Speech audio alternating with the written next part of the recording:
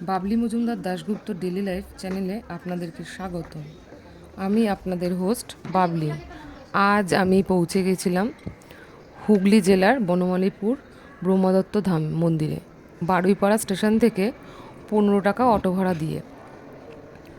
2018 সালে এই মন্দির প্রতিষ্ঠাতা করেছিলেন নারায়ণ মহারাজ আন্না। এখানে ব্রহ্মা বিষ্ণু মহেশ্বর একই মূর্তিতে অধিষ্ঠান করেছিলেন। এছাড়া মূল মন্দিরের পাশে রয়েছেন সিদ্ধিদাতা গণেশ, বাঁ দিকে ও ডান দিকে ছিল কপিনমুলি মন্দির।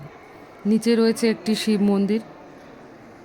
যদি আমার চ্যানেল আপনাদের ভালো লাগে তাহলে নতুন নতুন ভিডিও দেখার জন্য আমার এই চ্যানেলটি সাবস্ক্রাইব করে নিন আর বেল আইকনটি প্রেস করে দেবেন।